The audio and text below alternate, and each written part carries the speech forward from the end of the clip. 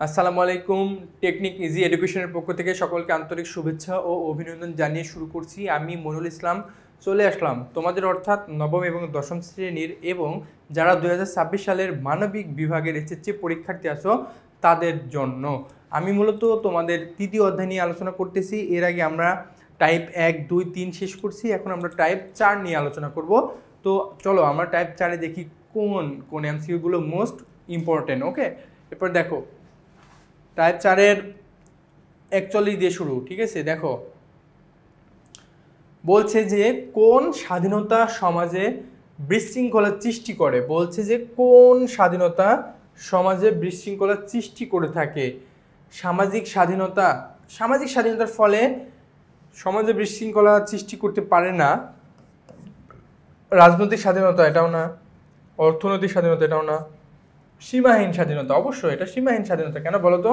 কারণ একটা ব্যক্তির মধ্যে যদি সীমাহীন স্বাধীনতা থাকে, মানে তার কেউ কিছু বলার ক্ষমতা রাখে না, সে যা ইচ্ছা তাই করতেছে, মানে তার কি স্বাধীনতাটা সীমাহীন, তাকে কেউ কিছু বলার মতো নাই।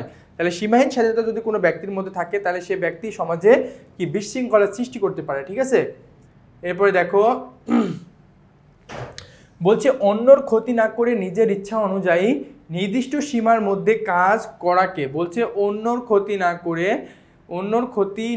করে নিজের ইচ্ছা অনুযায়ী নির্দিষ্ট সীমার মধ্যে কাজ করাকে কি বলে? বলে হচ্ছে স্বাধীনতা। কি বলে? বলে হচ্ছে স্বাধীনতা। অন্যর ক্ষতি না করে নিজের ইচ্ছা অনুযায়ী নির্দিষ্ট কোনো কাজ করাকে বলে কি? বলে হচ্ছে স্বাধীনতা। ঠিক আছে, এরপরে দেখো বলছে যে রিমা এমবিবিএস পাশ করে ডাক্তার হওয়ার ইচ্ছা পোষণ করে। রিমার ইচ্ছার বাস্তবায়ন করা কোন ধরনের স্বাধীনতা? কি এটা হচ্ছে রাজনৈতিক স্বাধীনতা না, এটা ব্যক্তি স্বাধীনতা, সামাজিক স্বাধীনতা না অর্থনৈতিক স্বাধীনতা?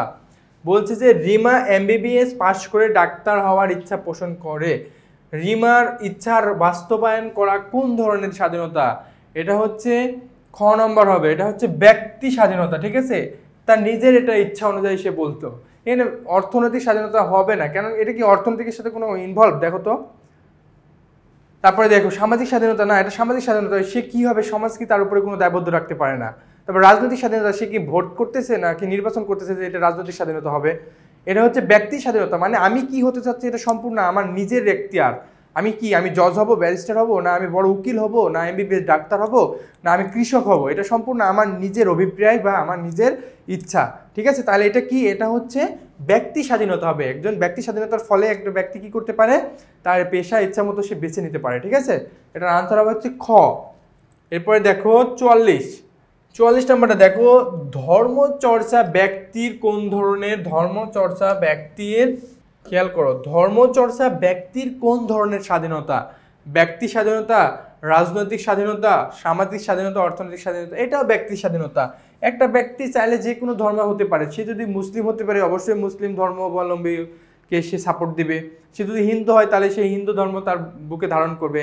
আর ধর্মচর্চার জন্য কেউ কাউকে বাধাও করতে পারে না, সেই ইচ্ছা অনুযায়ী তার ধর্মটাকে সে পালন করতে পারে। এই জন্য বলছে ধর্মচর্চা ব্যক্তি স্বাধীনতার অন্তর্ভুক্ত। এরপরে দেখো জীবন রক্ষা কোন ধরনের স্বাধীনতার অন্তর্ভুক্ত? এটা খুবই গুরুত্বপূর্ণ কোশ্চেন। বলছে জীবন রক্ষা কোন স্বাধীনতার অন্তর্ভুক্ত? এটা কি ব্যক্তি স্বাধীনতা? না, এটা ব্যক্তি স্বাধীনতা না। এটা সামাজিক স্বাধীনতা না, রাজনৈতিক স্বাধীনতা না, জাতীয় স্বাধীনতা? বলছে জীবন রক্ষা। জীবন রক্ষা হচ্ছে সামাজিক স্বাধীনতা। ঠিক আছে, এটার আনসার হচ্ছে সামাজিক স্বাধীনতা। এরপরে দেখো বৈধ পেশা গ্রহণ করা কোন ধরনের স্বাধীনতা? বৈধ পেশা গ্রহণ করা, এটাও কি? বৈধ পেশা গ্রহণ করা এটা হচ্ছে সামাজিক স্বাধীনতা। ঠিক আছে, এটা হচ্ছে কি? সামাজিক স্বাধীনতা। ঠিক আছে, যদি সামাজিক স্বাধীনতা থাকে তাইলে আমি বৈধ পেশাকে গ্রহণ করতে পারবো। বাট এটা তোমাদের মনে হতে পারে ব্যক্তি স্বাধীনতা। তুমি সমাজে তো বসবাস করছো, ঠিক আছে, এটা আমি বলি, তুমি সমাজে বসবাস করতেছো, বাট তুমি এমন একটা পেশা নিতেছো, বাট সেই পেশাটা আমাদের সমাজের স্বাধীনতা নাই। ঠিক আছে, আমাদের সমাজের স্বাধীনতা নাই, কিন্তু তুমি চাচ্ছ আমি ওই পেশাটা ব্যক্তি ভেদে আমি নিজে করতে পারি। তাহলে সেই পেশাটি কখনো কি হতে পারে? সামাজিক স্বাধীনতা না থাকলে কি হতে পারে? হতে পারে না। এই জন্য বলছে যে বৈধ পেশা গ্রহণ করা কোন ধরনের স্বাধীনতা? এটা সামাজিক স্বাধীনতা। ঠিক আছে, এরপরে দেখো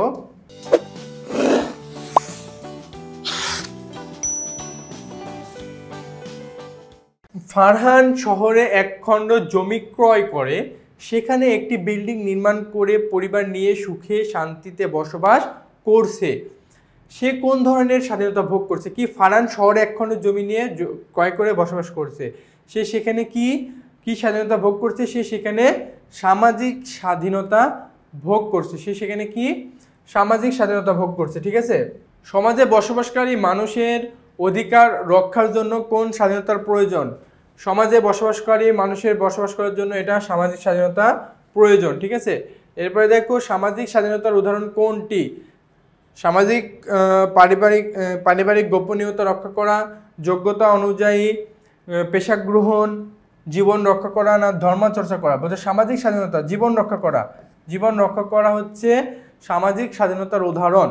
50 নম্বরটা খেয়াল করো। 50 নম্বর হচ্ছে বিদেশি অবস্থানকালীন নিরাপত্তা লাভ কোন ধরনের স্বাধীনতা? কি বলছে? বিদেশি অবস্থানকালীন নিরাপত্তা লাভ কোন ধরনের স্বাধীনতা? এটা হচ্ছে রাজনৈতিক স্বাধীনতা। ঠিক আছে, এটা হচ্ছে রাজনৈতিক স্বাধীনতা।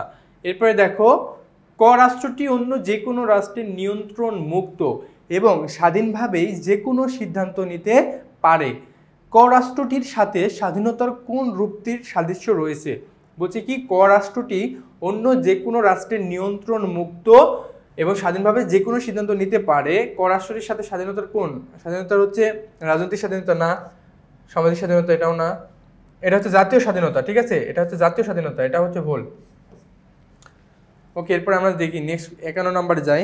ওকে দেখো এবার 52 বলছে প্রত্যেক স্বাধীন রাষ্ট্র ভোগ করে, মানে প্রতিটি স্বাধীন রাষ্ট্র ভোগ করে কি জাতীয় স্বাধীনতা, ব্যক্তি স্বাধীনতা, সামাজিক স্বাধীনতা, না অর্থনৈতিক স্বাধীনতা? প্রত্যেক স্বাধীন রাষ্ট্র ভোগ করে হচ্ছে কি জাতীয় স্বাধীনতা। জাতীয় স্বাধীনতার ফলে প্রত্যেকটা রাষ্ট্র কি স্বাধীন হতে পারে।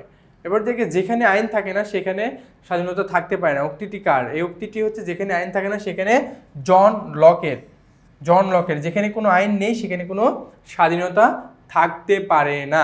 ঠিক আছে, যে অর্থাৎ যেখানে কোনো আইন থাকে না সেখানে কোনো স্বাধীনতা থাকতে পারে না। এই উক্তিটা হচ্ছে কার? জন লকের। এরপরে দেখো আইনের নিয়ন্ত্রণ আছে বিধায় স্বাধীনতা হ্রাস পায়। কি বলছে? আইনের নিয়ন্ত্রণ আছে বলে স্বাধীনতা হ্রাস পায়। এটা কি? এই উক্তিটি হচ্ছে উইলবির। এই উক্তিটি কার? উইলবির। এখানে সুন্দর কথা বলছে, আইনের নিয়ন্ত্রণ আছে। বলছে আইনের নিয়ন্ত্রণ আছে বলে কি স্বাধীনতা হ্রাস পাচ্ছে? হ্রাস পাওয়া মানে কি কমে যাচ্ছে। দেখো একটা রাষ্ট্রে বা একটা সমাজে যদি আইনের স্বাধীনতা না থাকে তাহলে দেখো যদি বাংলাদেশে কোনো আইন না থাকে, যে যার মতো চলাফেরা করবে, যে যার মতো মানে ছিনতাই করে বেরোবে, পকেট মারবে, তারপরে হচ্ছে খুন খারাপি চলতেই থাকবে। ঠিক আছে, এই জন্য বলছে যে আইনের নিয়ন্ত্রণ আছে বলে স্বাধীনতাটা হ্রাস পাচ্ছে। এটা হচ্ছে কার? এটা হচ্ছে উইলবির। ঠিক আছে, তো আমাদের টাইপ 4 শেষ এখানেই। আমরা আবার নতুন কোনো ভিডিও নিয়ে তোমাদের সামনে চলে আসবো। সে পর্যন্ত ভালো থাকো, সুস্থ থাকো, আল্লাহ হাফেজ।